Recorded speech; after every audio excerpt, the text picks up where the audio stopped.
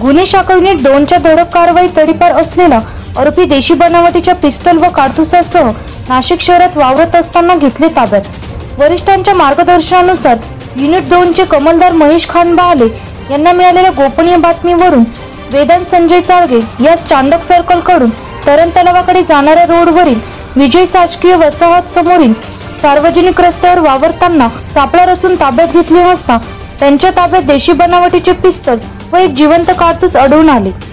त्यास ताब्यात घेऊन गुन्हा दाखल करण्यात आला। सदरची कामगिरी पोलीस आयुक्त संदीप कर्णिक, पोलीस उपायुक्त प्रशांत बच्चा, सहाय्यक पोलीस आयुक्त डॉक्टर सीताराम कोल्हे यांच्या मार्गदर्शनाखाली गुन्हे शाखा युनिट 2चे वरिष्ठ पोलीस निरीक्षक विद्यासागर श्रीमनवार, सहाय्यक पोलीस निरीक्षक सचिन जाधव, पोलीस हवालदार राजेंद्र घुमरे, मनोहर शिंदे, पोलीस अंमलदार विशाल कुवर, समाधान वाजे, महेश खान बहाले, सोमनाथ जाधव, तेजस मते, पोलीस हवालदार चंद्रकांत गवळी, प्रकाश महाजन, परमेश्वर दराडे, विजय वर्दळ, संजय सानप, मधुकर साबळे, पोलीस अंमलदार जितेंद्र वजिरे आदींनी केली आहे। एनसीएन न्यूज साठी प्रतिनिधी रोहन दानी, नाशिक।